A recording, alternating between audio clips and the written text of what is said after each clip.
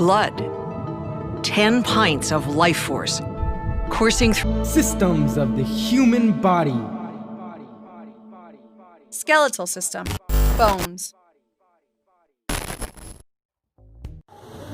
नमस्कार बच्चों, मेरा नाम है राहुल और आप देख रहे हैं मैं बेसिक क्लास। तो कारपत्रक है 52, हिंदी में 52। कारपत्रक वर्कशीट 6/11/2020 आएगा अब धीरे धीरे 21।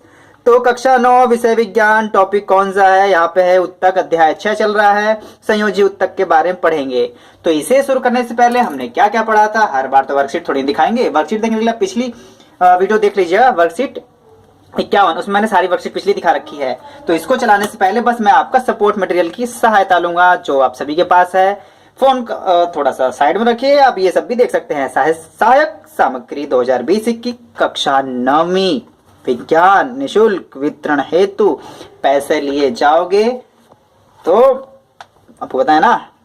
तो अध्याय 6 उत्तक, अभी तक आपने क्या पढ़ा? उत्तक के बारे में पढ़ा था। और उत्तक 2 प्रकार के होते हैं, पादप उत्तक, जंतु उत्तक। इससे पहले हमने पादप उत्तक के बारे में पढ़ चुके हैं। तो जो ये फर्स्ट आपका ये है जो दिया गया है ना बच्चों, बहुत इंपॉर्टेंट, बहुत अच्छी तरीके से दिया गया। आप इसे देखिए क्या क्या पढ़ चुके हैं, क्या बाकी है। ठीक है, तो बार बार ऑनलाइन आने की जरूरत नहीं है। तो आप आपको आंखों को थोड़ा सा आराम दीजिए, ठीक है, और हिलो मत मेरे भाई। और आप थोड़ा सा सपोर्ट मटेरियल से पढ़िए, सहायक सामग्री से। तो पादप उत्तक 2 प्रकार के थे, वियोजित उत्तक, स्थायी उत्तक। ठीक है, तो स्थायी में आपका सरल उत्तक था और जटिल उत्तक था, इसमें एक एपिडर्मिस भी आ गया था।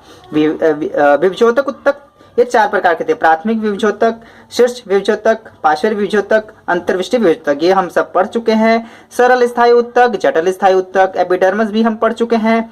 पैरेन्काइमा, कोलोनकाइमा, स्क्लेरोकाइमा, ये सब भी पढ़ चुके हैं। ये आपके जीवित में थी, ये मृत कोशिका, और ये इसमें मृत में थी। और ये गोल, लंबी और ये संकरी होती है। इसके बाद आप अपने जटिल स्थायी उत्तक के में जो हमने पढ़ा था, ये आपका इसमें था जाइलम और फ्लोएम। ठीक है, जाइलम जड़ में होता है, वहिनिका, वाहिका, जाइलम पैरेन्काइमा, जाइलम रेशे होते हैं, जबकि फ्लोएम पत्तियों में जो हर जगह खाना पहुंचाता है, ये आपका ठीक है खाने पहुंचाने काम करता है। चलनी नलिकाएं, फ्लोएम रेशे, सहचरी कोशिकाएं, फ्लोएम पैरेन्काइमा। ठीक है, अब ये आपका अभी तक जो आपने पढ़ा है ये आपका पादप उत्तक के बारे में पढ़ा है। अब हम पढ़ेंगे जंतु उत्तक के बारे में। ठस यहाँ पे आ गया आपका जंतु उत्तक। एपिथीलियम के बारे में पढ़ चुके हैं। शिल्क एपिथीलियम, घनाकार एपिथीलियम, स्तंभी एपिथीलियम, ग्रंथि कल एपिथीलियम, जो 4 प्रकार के थे। जो कह रहा था 4-5 तो आपके यहाँ पे देखो साफ 4 प्रकार के दिए गए हैं। आज हम पढ़ेंगे संयोजी उत्तक। ठीक है, जो आपका टॉपिक है संयोजी उत्तक के बारे में। तो ठीक है, तो आप आज ये सब खत्म कर लेंगे। ठीक है, और ये छूट गया लेकिन ये वाला हम पढ़ चुके हैं तो कोई बात नहीं। ये वाला पेशी उत्तक के, इससे पिछले पेशी उत्तक, रेखी, अरेखीय, हृदय, ठीक है, कॉर्डिया, कॉर्डिक, तो ये हम सब ये भी पढ़ चुके हैं। ठीक है, जो आज हम पढ़ेंगे जो आपका होगा संयोजी उत्तक के बारे में, रक्त, स्थि, उपास्थि, अवकाशी, वसी, ठीक है, और कंडरा, स्नायु, गलत लिखा है, स्नायु नहीं होता है, वो स्नायु होता है। कोई बात नहीं, वर्कशीट यार कितने बच्चों को छाप दी होगी इन्होंने, कोई बात नहीं। और ये तंत्रिका तंत्र नहीं दी है। ठीक है, तो मेरे ख्याल से एक लास्ट इसका वर्कशीट आएगी, वर्कशीट 53 होगी, जिसमें आपका तंत्रिका तंत्र और ये अध्याय का पुनरावृत्ति दिया गया होगा। उम्मीद है आपको पता है किस प्रकार चल रहे हैं हम। ठीक है, तो पढ़ना स्टार्ट करते हैं। तो ज्ञान भैया बताइए, दीदी क्या रक्त भी कितने प्रकार का उत्तक होता है, मतलब किस प्रकार का उत्तक होता है? तो भैया हर बार पूछते रहते हैं दीदी। वे उत्तक जिनकी कोशिकाएं आपस में कम जुड़ी होती हैं और अंतरकोशिकीय आधारित्री में धसी होती, आधारित्री मतलब आधी धसी होती है, आधी ऊपर होती हैं, संयोजी उत्तक कहलाते हैं। रक्त भी एक प्रकार का संयोजी उत्तक है। दीदी ये कितने प्रकार के होते हैं? हाँ रुक जा, बताया जा रहा है अभी। संयोजी उत्तक के 2 भाग होते हैं। समझ में आ रहा है ज्ञान? हाँ दीदी बिल्कुल समझ में आ रहा है हमको। कोशिका और अंतरकोशिकीय अधात्री 2 प्रकार के होते हैं आपके।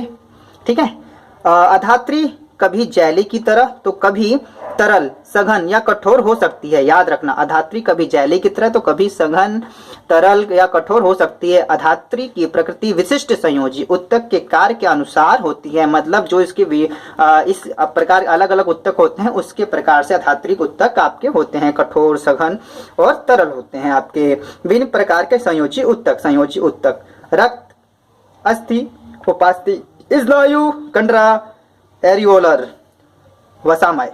वसामय देखो शायद सब हिंदी में दे रखा है इस वाले को, एरियोल इनका मिला ही नहीं इनको, कोई बात नहीं, एरियोल एरियोल में ही पढ़ लेते हैं। तो ठीक है, सबसे पहले दीदी रक्त कैसा होता है, रक्त के बारे में बताए। तो ठीक है, आपको रक्त के बारे में बताया जाएगा। ये आप एक वीडियो देखिए अच्छे से। Blood. 10 pints of life force. Coursing through thousands of miles of blood vessels carry blood to every other organ, keeping them functioning and thriving. Our red blood cells carry oxygen and nutrients. Our platelets stop bleeding and help to heal our wounds. Our white cells protect us against infection. And the yellow liquid plasma in which they are suspended carries an array of proteins that regulate bleeding and clotting. लाते हैं थोड़ा सा आप लोगों के लिए रक्त। इसके तरल अधात्री भाग को प्लाज्मा कहते हैं। ठीक है, इसमें 3 प्रकार कोशिकाएं होती हैं, RBC, WBC, platelets. Red blood cells, white blood cells और प्लेटलेट्स मतलब रक्त कोशिकाएं और सॉरी लाल रक्त कोशिकाएं, श्वेत रक्त कोशिकाएं और आपका प्लेटलेट्स। तो पहले जब डॉक्टर बताते हैं ना प्लेटलेट्स कम होगी, किसी को अगर डेंगू वगैरह हो जाता है तो प्लेटलेट्स कम हो गई हैं, प्लेटलेट्स कम हो गया, मैं भैया कौन सी प्लेटलेट्स होती है खरीद के ले आएंगे, और डॉक्टर बोलता है भैया ये तुम्हारे खून के अंदर की बात चल रही है, ये कोई बाजारू उसकी बात नहीं कर रही है। ठीक है, तो कहने का मतलब रक्त इसके तरल अधात्री भाग को प्लाज्मा कहते हैं। जो इसका अधात्री भाग प्लाज्मा इसके अंदर होता है, कहने मतलब रक्त में प्लाज्मा भी होता है, याद रखना। तो प्लाज्मा के अंदर सब स्थित होते कौन कौन से, आरबीसी, डब्ल्यूबीसी, प्लेटलेट्स। स्वतंत्र रूप से निलंबित रहती है। यह शरीर में विभिन्न पदार्थों जैसे O2, CO2, हार्मोन, अपशिष्ट, पचा भोजन आदि का एक भाग से दूसरे भाग में संवहन करता है। तो समझ लीजिए जो आपका खून होता है ना, वो आपका एक स्थान से दूसरे स्थान पर पदार्थों का संवहन करता है। जैसे आपका ऑक्सीजन लेते हैं तो आपके फेफड़ों द्वारा जो खून मिलता है, खून में फिर आपका उसका इस्तेमाल होता है, फिर वहां CO2 हो तो CO2 को बाहर लाने का काम करता है। ठीक है, कई प्रकार काम करता है आपका। अब आते हैं अस्थि, तो एक आप ये भी वीडियो देख लीजिए। Systems of the human body. Skeletal system. Bones. The skeletal system is made up of bones, joints, and cartilage. Bones are hard and they support our whole body. If we didn't have bones, our body would be like jelly or a jellyfish. Joints connect our bones and allow movement in our skeleton. Cartilage is softer and more elastic than bones, and you can find it in your nose and ears.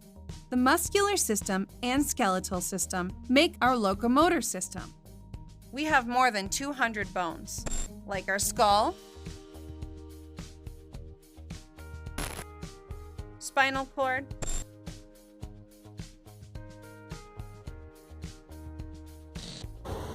humerus,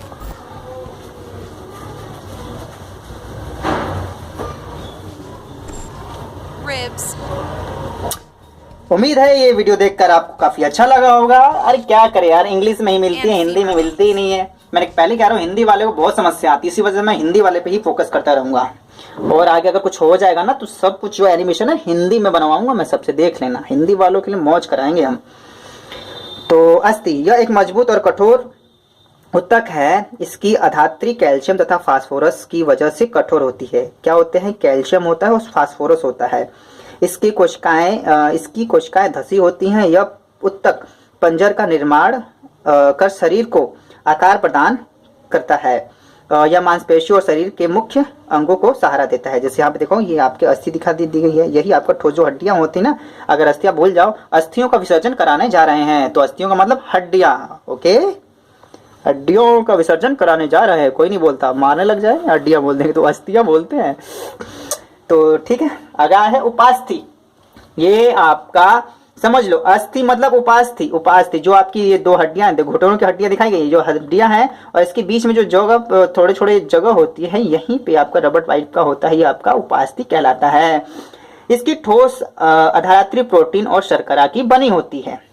इसकी वजह से यह मजबूत और लचीला उत्तक है। इसकी कोशिकाओं में के बीच पर्याप्त स्थान होता है। या नाक, ठीक है, आपने देखा होगा जो नाक में देखेंगे क्या, आपने देखा होगा एक नाक कभी आपकी जब बहने लग जाती है तो दूसरी नाक खुली रहती है, ठीक है, और कई बार नाक कई बार बंद हो जाती है। जो बंद होती है, जो यही स्थान होता है, वो दोनों बड़े बड़े हो जाते हैं और जो वायु होती है आपकी जा नहीं पाती, इस वजह से नाक जाम हो जाता है आपका, ठीक है, यही फूल जाती हैं, उसमें जो प्रोटीन होता है कुछ ज्यादा ही भर जाता है, ठीक है। यह नाक, कान, कंठ और श्वास नली, देखो श्वास नली में भी होता है, ये चीजें फूल जाती है, जिस वजह से आपको समस्याएं हो जाती कई बार जुकाम की, में भी उपास्थि होती है। यह अस्थियों के जोड़ों को चिकना बना यांत्रिक सुरक्षा प्रदान करती है। यांत्रिक मतलब अंदर से इसको सुरक्षा प्रदान करती हैं उपास्थि।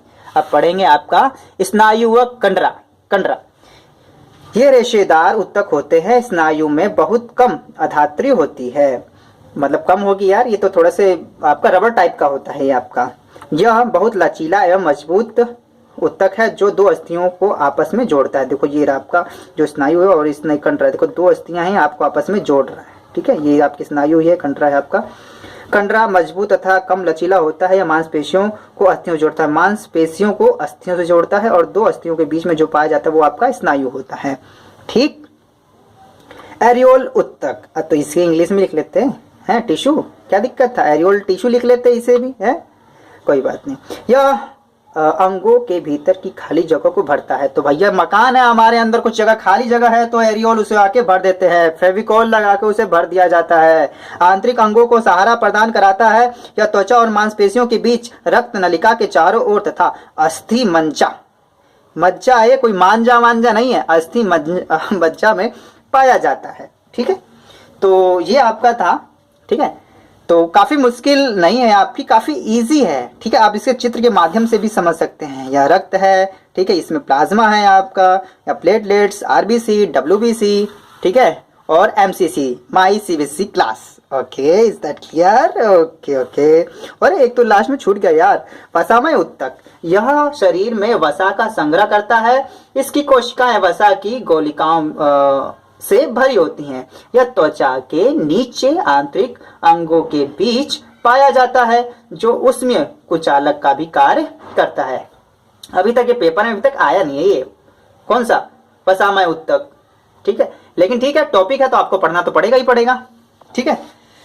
तो आते हैं मेन काम पर। मेन काम क्या है आपका, संयोजी उत्तक क्या होते हैं, उदाहरण सहित समझाएं। संयोजी उत्तक, संयोजी उत्तक क्या होते हैं? अरे चल अब तेरी बारी है समझाने की, संयोजी उत्तक क्या होते हैं, ज्ञान क्या क्या नागे वे उत्तक जिनकी कोशिकाएं आपस में कम जुड़ी होती हैं और अंतर कोशिकाएं अधात्री में धसी होती हैं, संयोजी उत्तक कहलाती हैं। जैसे रक्त, अस्थि, उपास्थि, कंडरा, वसामय, स्नायु, ठीक है। शाबाश शाबाश शाबाश ज्ञान शाबाश। स्नायु व कंडरा में क्या अंतर होता है? दीदी मेरे को नहीं पता। चल इधर पहली फुर्सत में इधर। क्वेश्चन नंबर 2, स्नायु। यह दो अस्थियों को आपस में जोड़ता है, याद रखना ये मेन है आपका, ये पेपर में आया हुआ है आपका। तो सबूत तो दिखाना पड़ेगा, दया सबूत दिखाइयो इसे। ये रहा भैया, ये रहा, ज्योति नाम की बच्ची का पेपर है, SA1 का है, लास्ट पेपर 30/9/2019 में हुआ था। तो आपको ये दिखा देते हैं 1 नंबर में, जो पिछले वर्कशीट से आया था, मैं दिखाना भूल गया था।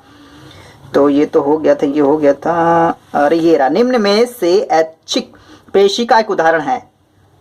कॉन्ड्रिक मतलब हृदय पेशी, चिकनी पेशी, ठीक है, रेखित पेशी, चिकनी और रेखित पेशी। तो इसमें से आप देखो एक ऑप्शन बताइएगा अगर आपको पता है तो। ये वर्कशीट 52 चल रही है, 51 इसका आंसर बता दिया गया है, लेकिन फिर भी जो ये वर्कशीट चल रही है मैं उसके हिसाब से आपको हर चीज बताना चाहूंगा। तो भैया इसके हिसाब से केचुआ एचुआ कहाँ चला गया भाई, उबलते कोशिका अंदर बिजली का घर, रेलगाड़ी अरे यहीं था यार, जल्दी मिल जाए, बच्चों को यार इंतजार करवा रहे हो तुम। एक बीज पत्री उबलते भाप में कुछ का अंग बिजली का घर। हाँ बिजली का घर, बिजली भर रहे हैं ना, केजरीवाल फ्री में दे रहे हैं, काहे का भरेंगे इतना। ठीक है था यार 4 नंबर में, 4 नंबर ओ ये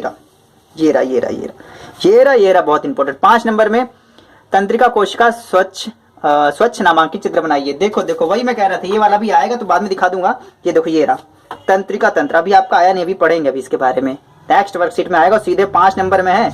इसका थोपड़ा देखना चाहेंगे एक बार आप? ये रहा तंत्रिका कोशिका, बस ये बनाइए, 5 नंबर ले जाइए। अरे बहुत ईजी। और ये बता दिए 10th क्लास में आएगा, अभी मेरे पास नहीं है, नहीं तो अब ये भी दिखा दिए 10th क्लास में फिर आएगा, तो ये चीजें अच्छे से पढ़िएगा। जो 10th क्लास में बच्चे 90% 99 लाते हैं क्यों, और 9th में भी थोड़ा बहुत ध्यान दे लेते हैं, 10th में चिल मार के पढ़ते हैं। आप लोग कहते हो वो थोड़ा पढ़ रहे हैं, ज्यादा आ रहा है, तो यही रीजन है, वो पहले से पढ़ चुके होते हैं और आप अभी भी पहले से पढ़ लीजिए तो 10th में थोड़ा सा हल्का हो जाएगा। तो ये रहा आपका हृदय पेशी कॉर्डिक के 3 लक्षण बताइए, जो कि आप पिछले वाले में पढ़ चुके हैं। ये रहा एरियोल उत्तक के कार्य क्या है, तो आपका एरियोल उत्तक देखो अब की बार पढ़ा था। एरियोल उत्तक यह अंगों के भीतर की खाली जगह को भरता है। अरे यार मैं पढ़ाते क्या पढ़ा, लेकिन ये भी तो इंपॉर्टेंट है यार बच्चों।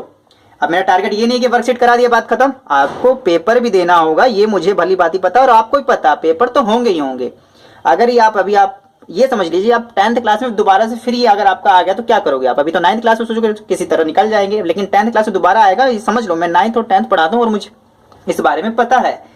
तो भरता है, आंतरिक अंगों को सहारा प्रदान करता है, त्वचा में मांसपेशियों के बीच रिक्त नलिका के चारों ओर औषधि मज्जा में पाया जाता है। ये आपका कितने मिल जाएगा? ये आपका 2.5 नंबर का है, ये 2.5 नंबर का।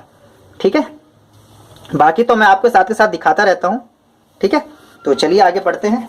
स्नायु कांड्रा वाला नहीं दिखाई दिया, हो सकता है वो जो ये आपका ना ऐसे 1 है, ऐसे 2 में आया होगा। ठीक है, अभी मेरे पास पेपर नहीं है यार, खोजने लगो तो वीडियो थोड़ी सी बड़ी हो जाएगी। चलो आगे पढ़ते हैं। तो स्नायु यह 2 अस्थियों को आपस में जोड़ता है, यह मांसपेशियों के अस्थियों से जोड़ता है। प्रश्न नंबर 3, एरियोल उत्तक और उपास्थि कहाँ पाया जाता है? दीदी मेरे को नहीं बता, जल्दी से बता, नहीं तो दिमाग की दहलीज कर देंगे तुम्हारी। एरियोल यह त्वचा व मांसपेशियों के बीच रक्त नलिका के चारों ओर तथा अस्थि मज्जा में पाया जाता है। एरियोल याद रख लेना, ये दोनों इंपॉर्टेंट है, बहुत ही इंपॉर्टेंट है, हर बार पेपर में आए, समझ लिए। उपास्थि यह नाक, कान, कंठ और श्वास नली में पाया जाता है। ये कहाँ पाया जाता है ये तो है, लेकिन बच्चों ये दोनों आप समझ लो कि रक्त से पढ़ लीजिए, रक्त भी बहुत इंपॉर्टेंट है। आप कहेंगे रक्त लाल होता है, लेकिन उसमें WBC व्हाइट ब्लड सेल्स भी होते हैं, श्वेत, जो आपकी मतलब बीमारियों से लड़ने की पावर आप जो आपको मिलती है, व्हाइट ब्लड सेल्स श्वेत रक्त कणिकाओं से ही मिलती है। ठीक है, ये इंपॉर्टेंट है आपका। और चलिए क्वेश्चन नंबर 4 पे आते हैं फटाक से। ठीक है, एक तरल अधात्री वाले संयोजी उत्तक का नाम तथा उसके कार्य लिखिए। चल भाई, हाँ ज्ञान कहाँ गए? ज्ञान बताओ यार, एक तरल अधात्री वाले संयोजी उत्तक का नाम बताओ। पूछने के टाइम पे तो आ गए, बताने के टाइम पे कहाँ गए? दीदी मैं यहाँ हूँ। उत्तर है इसका रक्त एक तरल अधात्री वाले संयोजिक उत्तक है। अच्छा, यह शरीर के विभिन्न पदार्थों जैसे O2 और CO2 हार्मोन आदि पदार्थों का एक भाग दूसरे भाग से संबंध करता है। अगर आप क्वेश्चन नहीं समझ पाए तो मैं दोबारा पढ़ देता हूँ। एक तरल अधात्री वाले संयोजी उत्तक का नाम, एक उत्तक का नाम बताना है और उसका कार्य बताना है। तो आपको यहाँ देखिए इतने सारे आपके उत्तक है, इसमें से आप रक्त ले लीजिए। रक्त काफी अच्छा है और इंपॉर्टेंट भी है, बाकी चीजें तो हमने दिखा दी, तो इसे हम रक्त वाले में लेते हैं। रक्त एक तरल अधात्री वाले संयोजी उत्तक है, यह शरीर के विभिन्न भागों O2, CO2 हार्मोन आदि पदार्थों का एक भाग से दूसरे भाग में संवहन करता है। ठीक है, तो उम्मीद है हमारी ICSE क्लास की इस वीडियो देख के अच्छा लगा होगा। तो अच्छा लगा तो यह लाइक करिए, जिससे कि थोड़ा सा मोटिवेशन मिले, किसको? ज्ञान को, और ज्ञान की दीदी को, और आपको इसी तरह से वो पढ़ाते रहे। भाई ICSE क्लास की इस वीडियो को देखने के लिए धन्यवाद। जय हिंद, जय भारत।